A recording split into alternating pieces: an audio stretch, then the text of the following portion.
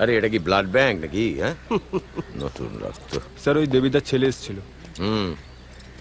ডাক, ওই যে এসে গেছে। খে এদিকে আসো। ওই দেবীদা মানে আমাদের দেবী ভৌমিক না? বাবা, সে তো ডায়নোসর আমলের লোক। হ্যাঁ, রিসেন্টলি মারা গেছে। ওই আমাদের ইন্দ্রপুরীর অভিজিৎ দা আছে না, ওই বললো একবার ডাকো যদি কোনো কাজ ফাজ দেওয়া যায়। নমস্কার দাদা। হ্যাঁ ঠিক আছে, অভিজিৎদার কাছে শুনেছি তোমার কথা। তা ভাই বলছি, কাজ টাজ কিছু পারো না পুরোটাই ওই বাবার নামেই? না জানি। জানো, সুজিতের শুটিং ফ্লোর থেকে চলে গিয়েছিলে কেন? সে কি? খুব খারাপ লেগেছিল তাই। কেন? উনি শুটিংয়ের 1 মাস আগে থেকে বলছিলেন যে বম্বেকে টেক্কা দিতে হবে, বম্বেকে টেক্কা দিতে হবে। ওখানে আমার প্রস্থেটিক মেকআপের কাজ ছিল। ওই একটা লোক ব্লাস্ট হয়ে যাওয়া। আমি সেই মতো দাদা 4.5 ঘন্টা তার আর্টিস্টকে রেডিও করেছিলাম। পরে সুজিতা দেখলেন, উনি নিজে দেখে বললেন যে দারুণ কাজ হয়েছে, কিন্তু তারপর আবার বললেন যে মেকআপ প্রস্থেটিক এতটাই রিয়েলিস্টিক হয়েছে, রক্ত মাংসগুলো সেটা নাকি ওই শট টেক করা যাবে না, সেন্সার নাকি কেটে বাদ দিয়ে দেবে। যদি তাই হয়ে থাকে তাহলে আমাকে বলতে গেল কেন ওইসব বম্বে টম্বে বলে বার খাওয়ালো কেন? তাই ছেড়ে চলে এসেছিলাম। বম্বেকে টপকে যাওয়ার খুব শখ না? শখ না, পারি। বম্বেকে যে বাজেট দেওয়া হয় তার হাফ বাজেট দিলে বম্বেকে 12 গোল দিতে পারি স্যার আমি। বুঝছি বুঝছি। এই শোন, একটা কাজ কর, ওই বিক্রমজিকে ফোন কর, করে কল টাইমটা 1-1.5 ঘন্টা পিছিয়ে দে। হ্যাঁ ঠিক আছে। একে নিয়ে যা ম্যাডামের কাছে, আর চরিত্রটা বুঝিয়ে দিস। আচ্ছা যাও ভাই যাও। হ্যাঁ এসো এসো। হ্যাঁ স্যার, ধন্যবাদ স্যার। হ্যাঁ হ্যাঁ হ্যাঁ, কাজ কিরম করো দেখবো। হ্যাঁ যাও। নতুন রক্ত।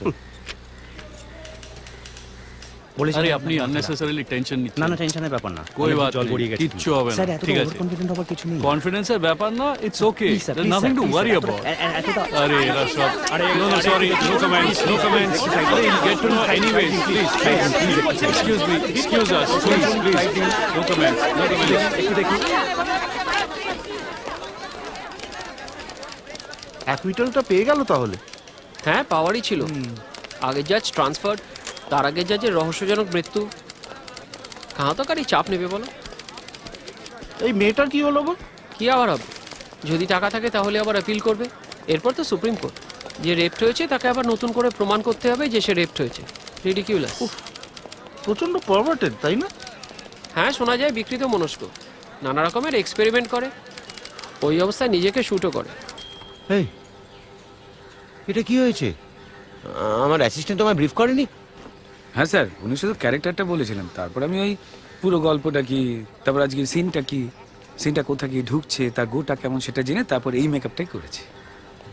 এত বুঝে শেষেই খারাপ দেখতে আঁতেল মার্কা রিয়েলিজম মারানো মেকআপ?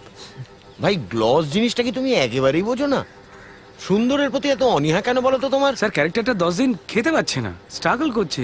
সেখানে গ্ল্যামারাস ডানাকাটা পুরীর মতো যদি উড়ে বেড়ায় তো তাহলে সিনেমা দর্শকের সঙ্গে জাস্টিস করা হবে কি স্যার? দেখো ভাই, এটা আরবান মেনস্ট্রিমের ছবি। হ্যাঁ, লোকে তোমার মেকআপ দেখতে আসবে না, আসবে হিরোইনকে দেখতে, তার অ্যাক্টিংটাকে দেখতে। মেকআপটাও অ্যাক্টিং এর একটা পার্ট, ক্যামেরার অ্যাঙ্গেলটাও, রাইটারের সংলাপটাও পার্ট, আর আর্ট ডিরেক্টরের আর্টটাও কিন্তু পার্ট। এ ভাই ভাই ভাই ভাই ভাই, তোমাকে এখন লাগছে না, পরে যদি কখনো দরকার হয় ডেকে পাঠাবো। এসো, হ্যাঁ এসো। হাসছো যে? স্যার একটু আগে আপনি বলছিলেন না যে আমি আমার বাবার নাম ভাঙিয়ে করে খাচ্ছি কিনা? স্যার আমি আমার বাবার নামে কিছু করে খাচ্ছি না, কিন্তু আপনি আপনার স্বর্গীয় কাকার নাম ভাঙিয়ে যে করে খাচ্ছেন ইন্ডাস্ট্রিতে ডিরেকশন নিয়ে, সেটা বুঝতে পারছি। প্রথম ছবিটা ভালো ছিল, কিন্তু পরের চারটে তো বসে দেখা যায় না। জঘন্য মেকআপ, জঘন্য কস্টিউম, এবং তার থেকেও জঘন্য হচ্ছে আর্ট। একটু প্রপটপ নিয়ে রিসার্চ নেই বোধ, তাই না? তুই কে রে এত বড় বড় কথা বলার? কেউ নয়।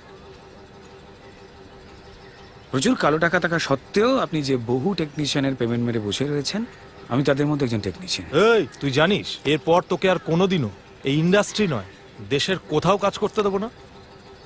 জানি, সেই জন্যই যাওয়ার আগে একটা কথা বলে যেতে চাই।